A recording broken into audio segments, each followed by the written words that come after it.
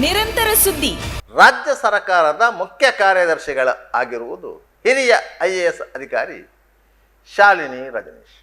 ಹೆಣ್ಣೊಬ್ಬಳು ಮನೆಯನ್ನು ನಡೆಸಬಲ್ಲರು, ಅದೇ ರೀತಿ ರಾಜ್ಯವನ್ನು ನಡೆಸಬಲ್ಲರು ಎನ್ನುವುದನ್ನು ತೋರಿಸಿಕೊಟ್ಟವರು ಶಾಲಿನಿ ರಜನೀಶ್.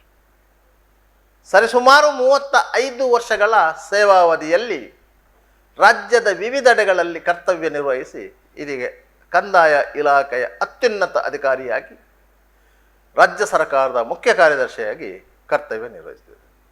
ವಿಶೇಷ ಅಂದರೆ ಶಾಲಿನಿ ರಜನೀಶ್ ಅವರು ಅಧಿಕಾರವನ್ನು ವಹಿಸಿಕೊಂಡದ್ದು ತನ್ನ ಪತಿ ರಜನೀಶ್ ಗೋಯಲ್ ಅವರಿಂದ. ಇವರೂ ಸಹ ರಾಜ್ಯ ಸರ್ಕಾರದ ಮುಖ್ಯ ಕಾರ್ಯದರ್ಶಿಯಾಗಿದ್ದರು. ಇವರ ವೃತ್ತಿ ಜೀವನವು ಪುತ್ತೂರಿನಿಂದ ಆರಂಭಗೊಂಡಿದ್ದರೆ ಅವರ ಪತ್ನಿ ಶಾಲಿನಿ ರಜನೀಶ್ ಅವರ ವೃತ್ತಿ ಜೀವನ ಮಂಗಳೂರಿನಿಂದ ಆರಂಭಗೊಂಡಿತ್ತು. ರಜನೀಶ್ ಗೋಯಲ್ ಅವರು ಪುತ್ತೂರು ಉಪವಿಭಾಗಾಧಿಕಾರಿಯಾಗಿದ್ದರು. ತದನಂತರ ಕ್ಯಾಂಪ್ಕೋ ಅಂತಹ ಅತ್ಯಂತ ದೊಡ್ಡ ಸಹಕಾರಿ ಸಂಸ್ಥೆಯ ಮ್ಯಾನೇಜಿಂಗ್ ಡೈರೆಕ್ಟರ್ ಆಗಿದ್ದರು. ರಾಜ್ಯ ಸರ್ಕಾರದ ವಿವಿಧ ಇಲಾಖೆಗಳ ಮುಖ್ಯಸ್ಥರಾಗಿದ್ದರು. ಕೊನೆಗೆ ಅವರು ಮುಖ್ಯ ಕಾರ್ಯದರ್ಶಿಗಳಾಗಿದ್ದರು. ಅತ್ಯಂತ ಸಂಕೀರ್ಣ ಸಂದರ್ಭಗಳಲ್ಲಿ ಸರ್ಕಾರದ ಪರವಾಗಿ ಸಮರ್ಥವಾಗಿ ಕರ್ತವ್ಯ ನಿರ್ವಹಿಸಿದವರು ರಜನೀಶ್ ಗೋಯಲ್ ಅವರು. ಅಂತ ರಜನೀಶ್ ಗೋಯಲ್ ಅವರು ನಿವೃತ್ತಿ ಆದ ಸಂದರ್ಭದಲ್ಲಿ ಸೇವಾ ಹಿರಿತನದಲ್ಲಿದ್ದದ್ದು ಅವರ ಪತ್ನಿ ಶಾಲಿನಿ ರಜನೀಶ್ ಅವರು. ಆದ್ದರಿಂದಾಗೆ ಸಿದ್ದರಾಮಯ್ಯನವರ ಸರ್ಕಾರ ಅವರನ್ನೇ ಮುಖ್ಯ ಕಾರ್ಯದರ್ಶಿ ಸ್ಥಾನಕ್ಕೆ ನೇಮಕ ಮಾಡಿದೆ. ಅವರು ಪ್ರಸ್ತುತ ಮುಖ್ಯ ಕಾರ್ಯದರ್ಶಿಗಳಾಗಿದ್ದಾರೆ.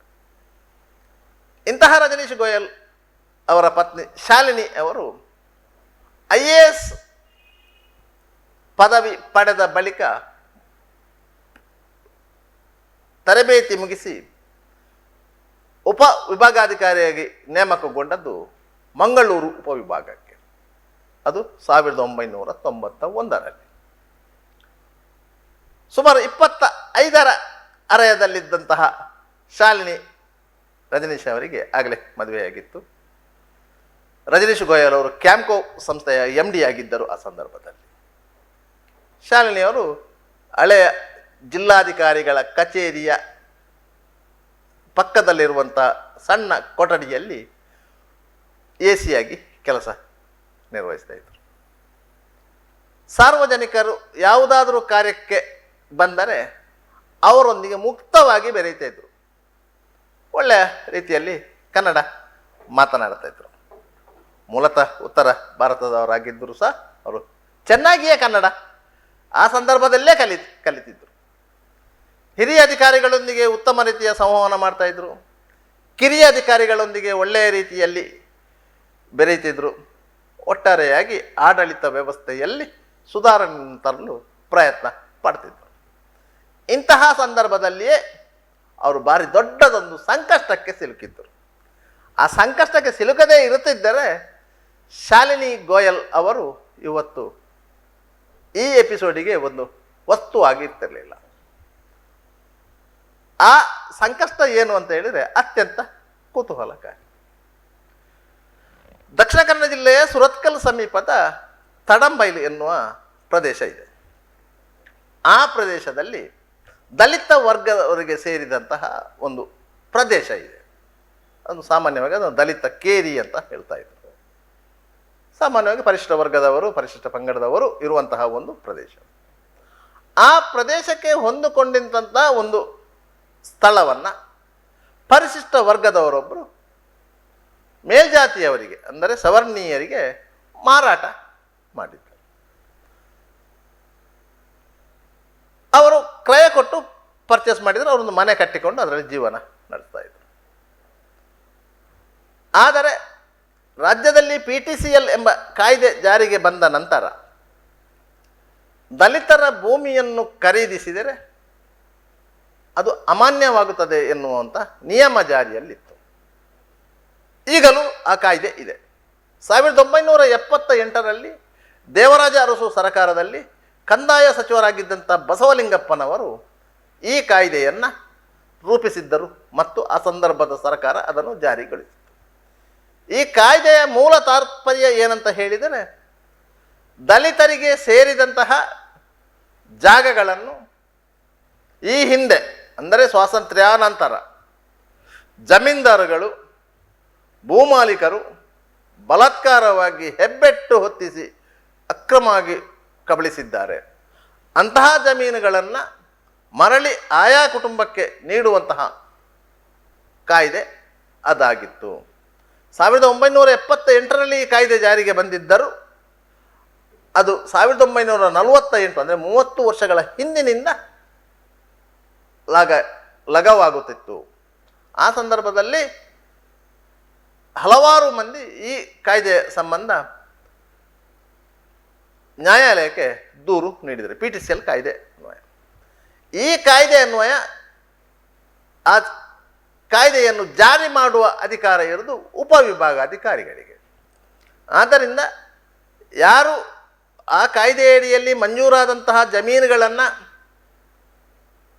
ಭೂಮಾಲೀಕರು ಇತರರು ಅಕ್ರಮವಾಗಿ ವಶಪಡಿಸಿಕೊಂಡಿದ್ದಾರೋ ಅಥವಾ ಆ ಜಮೀನು ಹೊಂದಿದ್ದವರೇ ಮಾರಾಟ ಮಾಡಿದ್ದಾರೋ ಅವರು ಎಲ್ಲರೂ ಉಪವಿಭಾಗಾಧಿಕಾರಿಗಳ ನ್ಯಾಯಾಲಯಕ್ಕೆ ದೂರು ಸಲ್ಲಿಸಿದರೆ ಅದರ ಬಗ್ಗೆ ತನಿಖೆ ಆಗುತ್ತಾ ಇತ್ತು. ಆ ತನಿಖೆಯ ಸಂದರ್ಭದಲ್ಲಿ ಯಾವುದೇ ರೀತಿಯಲ್ಲಿ ಮಾರಾಟ ಆಗಿದ್ದರೂ ಅದು ಅಕ್ರಮ ಎಂದು ತೀರ್ಮಾನ ಆಗುತ್ತಿತ್ತು. ಅದೇ ರೀತಿ ತಡಂಬೈಲ್ನ ಜಾಗವು ಮಾರಾಟ ಮಾಡಿರುವುದು ಆಗಿದ್ದರೂ ಅದು ಅಕ್ರಮ ಎಂದು AC ಕೋರ್ಟು ತೀರ್ಮಾನ ಮಾಡಿತ್ತು. ಆಗ ಆ ಜಾಗ ಖರೀದಿಸಿದ್ದವರು ಹೈಕೋರ್ಟಿಗೆ ಮೇಲ್ಮನವಿ ಸಲ್ಲಿಸಿದ್ದರು. ಹೈಕೋರ್ಟು ಈ ಪ್ರಕರಣದ ವಿಚಾರಣೆಯನ್ನು ನಡೆಸಿತ್ತು. ವಿಚಾರಣೆ ನಡೆಸಿ ಈ ಪ್ರಕರಣದಲ್ಲಿ ಮಾರಾಟ ಮಾಡಿರುವುದು ಅಕ್ರಮ ಎಂದು ತೀರ್ಮಾನ ಮಾಡಿದೆ. ಆ ಸಂದರ್ಭದಲ್ಲಿ ಕೆಲವೊಂದು ಪ್ರಕರಣಗಳಲ್ಲಿ ಹೈಕೋರ್ಟು ಮಾರಾಟ ಮಾಡಿರೋದು ಸರಿ ಅಂತ ಹೇಳಿದ್ದೂ ಇದೆ. ಯಾಕಂತ ಹೇಳಿದರೆ ಯಾರು ಮಾರಾಟ ಮಾಡಿದ್ದಾರೋ ಅವರ ಕುಟುಂಬಿಕರು ಸರಿಯಾದ ರೀತಿಯಲ್ಲಿ ನ್ಯಾಯಾಲಯಕ್ಕೆ ದಾಖಲೆಗಳನ್ನು ಒದಗಿಸಲು ಸಮರ್ಥರಾಗಿಲ್ಲದ ಕಾರಣದಿಂದಾಗಿ ಮಾರಾಟ ಮಾಡಿರುವುದು ಸರಿ ಅಂತ ಹೇಳಿದ್ದು ಇದೆ. ಬಹುತೇಕ ಮಾರಾಟ ಪ್ರಕರಣಗಳಲ್ಲಿ ಸರಿಯಾದ ಕ್ರಯಪತ್ರವೇ ಆಗದೇ ಇರುವುದೂ ಇತ್ತು. ಈ ರೀತಿಯಾಗಿ ಹಲವಾರು ನ್ಯೂನ್ಯತೆಗಳು ಆ ಮಾರಾಟ ಪ್ರಕ್ರಿಯೆಯಲ್ಲಿ ನಡೆದಿತ್ತು. ಅದರಿಂದ ಆ ನ್ಯೂನ್ಯತೆಗಳ ಆಧಾರದಲ್ಲಿ ಕೆಲವರು ಜಾಗ ಖರೀದಿಸಿದ್ದವರಿಗೆ ಲಾಭ ಆದದ್ದಿದೆ.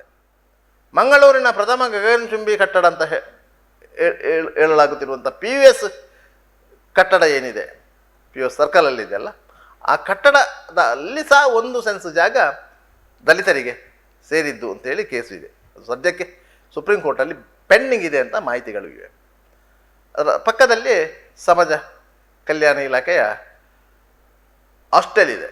ಆ ಹಾಸ್ಟೆಲ್ಗೆ ಸೇರಿದ 1 ಸೆನ್ಸ್ ಜಾಗದಲ್ಲಿ ಈ ಬಿಲ್ಡಿಂಗ್ ನಿರ್ಮಾಣ ಆಗಿದೆ ಎನ್ನುವಂಥ ಆರೋಪ ಇರುವುದು. ಇದೇ ರೀತಿ ಹಲವಾರು ದಲಿತರಿಗೆ ಸೇರಿದ ಭೂಮಿಯಲ್ಲಿ ಕಟ್ಟಡಗಳು ಎದ್ದದ್ದು ಇದೆ. ಅದೇ ರೀತಿ ತಡಮೈಲ್ನ ಜಾಗದಲ್ಲೂ ಮನೆ ಕಟ್ಟಿದ್ರು, ಅವರು ವಾಸ ಮಾಡಿದರು. ಆ ಜಾಗವನ್ನು ಮಾರಾಟ ಮಾಡಿದ್ದಂತಹ ಕುಟುಂಬದ ವ್ಯಕ್ತಿಗಳು AC ಕೋರ್ಟಲ್ಲಿ ಕೇಸು ಹಾಕಿದ್ದರಿಂದ ಅವರು ಅದನ್ನು ಕಂಟೆಸ್ಟ್ ಮಾಡಿದರು. ತೀರ್ಪು ದಲಿತರ ಪರವಾಗಿ ಬಂದಿತ್ತು. ಅದನ್ನು ಅವರು ಹೈಕೋರ್ಟಲ್ಲಿ ಪ್ರಶ್ನೆ ಮಾಡಿದ್ದು. ಹೈಕೋರ್ಟಲ್ಲಿ ಪ್ರಶ್ನೆ ಮಾಡಿದಾಗ ಹೈಕೋರ್ಟು ಸಹ ದಲಿತರ ಪರವಾಗಿಯೇ ತೀರ್ಪು ನೀಡಿತು. ಕಾಯ್ದೆಯ ಆಶಯವು ಅದೇ ಆಗಿತ್ತು. ಆದ್ದರಿಂದ ಹೈಕೋರ್ಟು ತಹಶೀಲ್ದಾರರಿಗೆ ಆದೇಶ ಪರಿಪಾಲನೆಗೆ ಸೂಚನೆ ನೀಡಿತ್ತು. ಆದ್ದರಿಂದ ಹೈಕೋರ್ಟ್ ಆದೇಶ AC ಅವರ ಟೇಬಲಿಗೆ ಬಂದು ಬಿದ್ದಿತ್ತು. ಆಗ AC ಆಗಿದ್ದವರು ಶಾಲಿನಿ ರಜನೀಶ್. ಈ ಸಂದರ್ಭದಲ್ಲಿ ಅವರಿಗೆ ಬೇರೆ ಆಯ್ಕೆಗಳು ಇರಲಿಲ್ಲ. ಅವರು ನೇರವಾಗಿ ಸ್ಥಳಕ್ಕೆ ಹೋಗಬೇಕು, ಮಹಜರು ನಡೆಸಬೇಕು, ಆ ಮನೆಗೆ ಸ್ವಾಧೀನಕ್ಕೆ ಪಡ್ಕೊಳ್ಬೇಕು.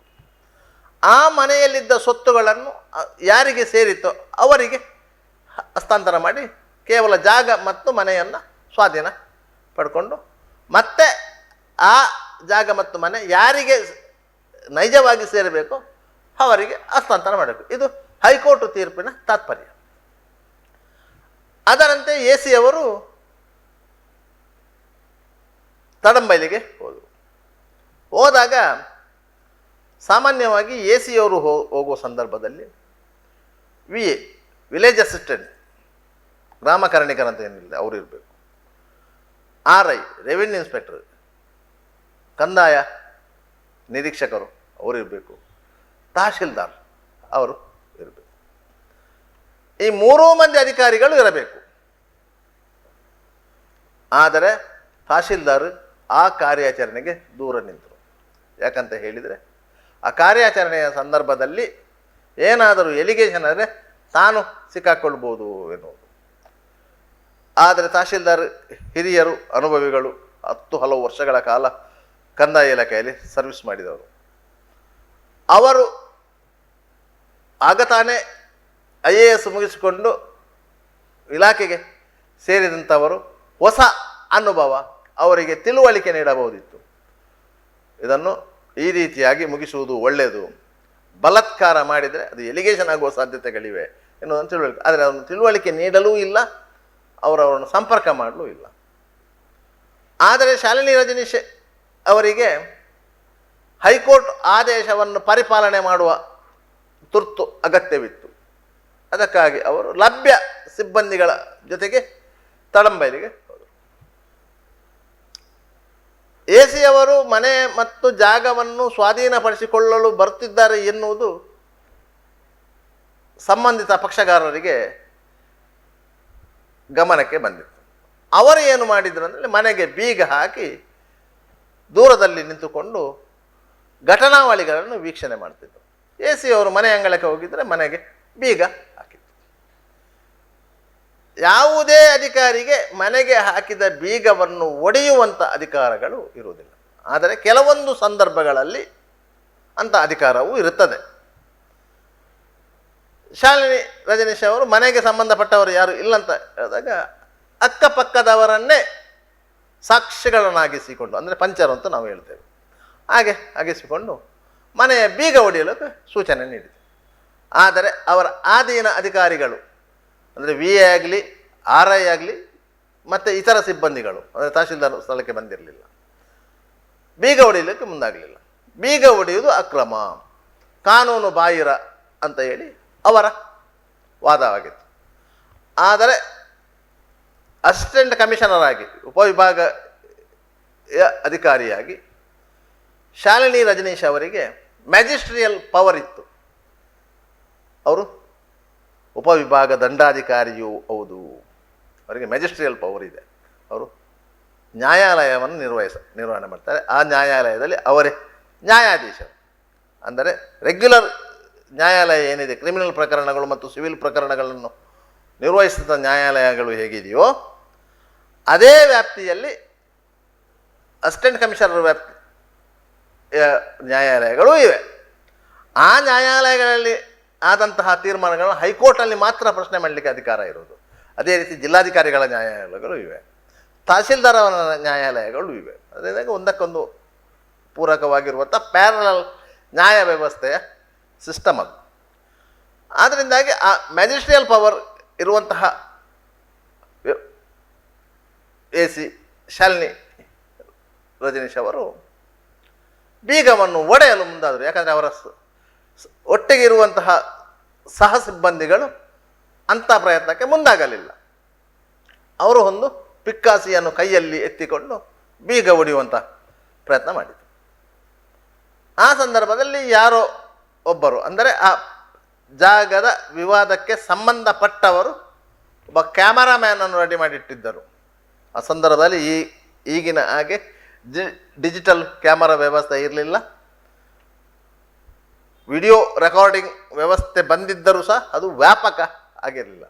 ಆದ್ದರಿಂದ ಸ್ಥಳೀಯ ಸ್ಟುಡಿಯೋವೊಂದರ ಫೋಟೋಗ್ರಾಫರನ್ನು ಕರೆಸಿದ್ರು.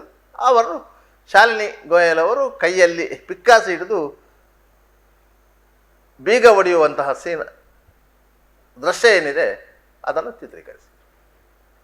ಇದು ಶಾಲಿನಿ ಮೇಡಮ್ ಅವರ ಗಮನಕ್ಕೆ ಬರಲಿಲ್ಲ. ಅವರು ಸಹಜವಾಗಿ ಆ ಬೀಗ ಹೊಡೆದು ಮನೆಯನ್ನು ಪ್ರವೇಶ ಮಾಡಿದರು. ಮನೆಯನ್ನು ತಮ್ಮ ಸುಪರ್ದಿಗೆ ತಗೊಂಡು, ಕಾನೂನು ಪ್ರಕಾರ ಅವರ ಸುಪರ್ದಿಗೆ ತಗೊಳ್ಬೇಕು ಮತ್ತು ಅದಕ್ಕೊಂದು ಮಾಜರು ಪ್ರಕ್ರಿಯೆಯನ್ನು ನಡೆಸಬೇಕು. ಅದನ್ನು ಮಾಡಿ ಮತ್ತೆ ಹೊಸ ಬೀಗವನ್ನು ತರಿಸಿ ಅದಕ್ಕೆ ಹಾಕಿ ಅಲ್ಲಿಂದ ನಿರ್ಗಮಿಸಿತು. ಎಲ್ಲವೂ ಕಾನೂನು ಪ್ರಕಾರವೇ ನಡೆದಿತ್ತು. ಹೈಕೋರ್ಟಿನ ಆದೇಶದ ಪರಿಪಾಲನೆ ಆಗಿತ್ತು. ಆದರೆ ಇದೇ ವಿಚಾರದ ಬಗ್ಗೆ ಮರುದಿನ ಪತ್ರಿಕೆಗಳಲ್ಲಿ ಬೇರೆ ರೀತಿಯಲ್ಲಿ ವರದಿಗಳು ಪ್ರಕಟವಾಯಿತು. ಶಾಲಿನಿ ಮೇಡಮ್ ಅವರೇ ಸ್ವತಃ ಪಿಕ್ಕಾಸು ಹಿಡಿದು ಬೀಗ ಹೊಡೆಯುವಂಥ ದೃಶ್ಯದ ಚಿತ್ರ ಪ್ರಕಟಗೊಂಡಿತು. ಇದರಿಂದ ಯುವ IAS ಅಧಿಕಾರಿ ಶಾಲಿನಿ ರಜನೀಶ್ ಅವರು ಅತ್ಯಂತ ದುಃಖಿತರಾಗಿದ್ದರು. ಕಾನೂನು ಪ್ರಕಾರ ಹೈಕೋರ್ಟ್ ಆದೇಶವನ್ನು ಪರಿಪಾಲನೆ ಮಾಡಿದ್ದರೂ ಅದರ ಬಗ್ಗೆ ವಿಚಾರಣೆ ಮಾಡದೆ ವರದಿ ಪ್ರಕಟವಾಗಿದೆ.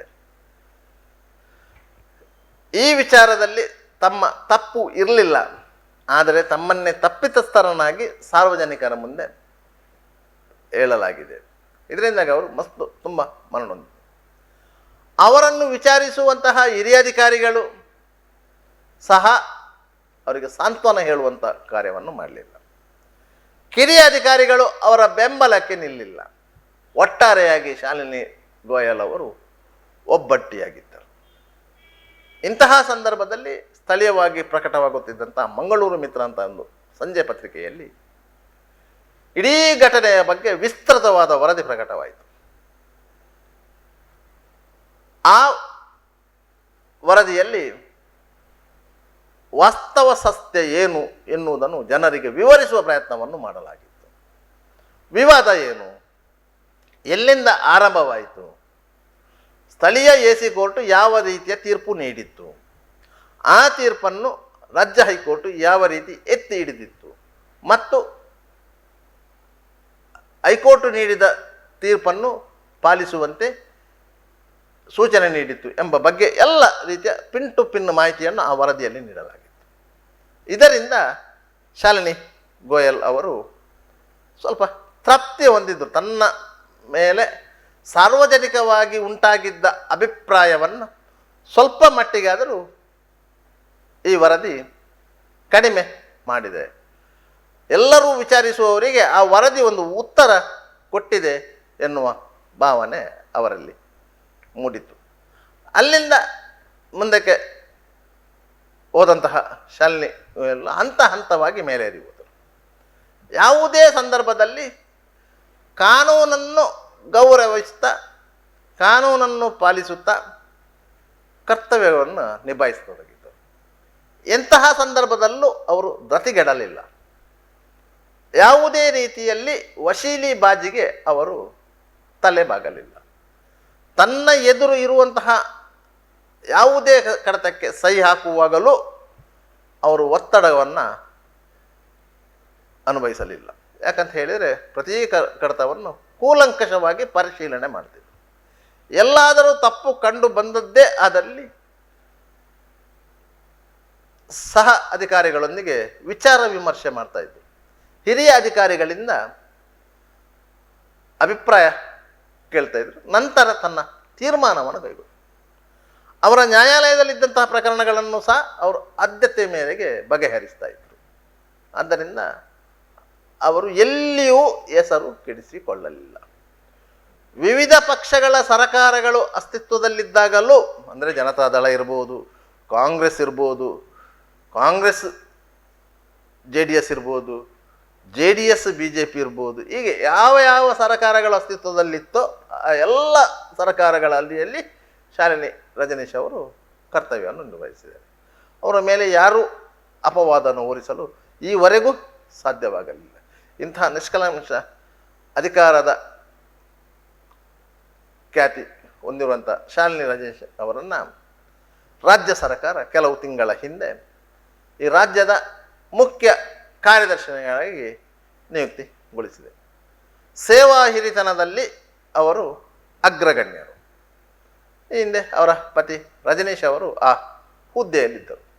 ಅವರು ಸೇವೆಯಿಂದ ನಿವೃತ್ತಿ ಆಗುವಂಥ ಸಂದರ್ಭದಲ್ಲಿ ಶಾಲಿನಿ ಅವರಿಗೆ ಆ ಹುದ್ದೆ ಯೋಗ್ಯತೆಗೆ ಅನುಸಾರವಾಗಿ ಸಿಗಬೇಕಿತ್ತು, ಸಿಕ್ಕಿದೆ. ರಾಜ್ಯ ಸರ್ಕಾರವು ಅವರ ಹೆಸರನ್ನು ಅನುಮೋದನೆ ಮಾಡಿದೆ. ಆದ್ದರಿಂದ ರಾಜ್ಯ ಸರ್ಕಾರ ಎದುರಿಸುತ್ತಿರುವಂತಹ ಕೆಲವೊಂದು ಪ್ರಕರಣಗಳ ಹಿನ್ನೆಲೆಯಲ್ಲಿ ಶಾಲಿನಿ ರಜನೀಶ್ ಅವರಂತಹ ಅಧಿಕಾರಿಯ ಪಾತ್ರ ಬಹುಮುಖ್ಯದಾಗಿರ್ತದೆ. ಯಾಕಂತ ಹೇಳಿದರೆ ಸರ್ಕಾರದ ಮೇಲೆ ಬಹುದೊಡ್ಡ ಆಪಾದನೆಗಳಿವೆ.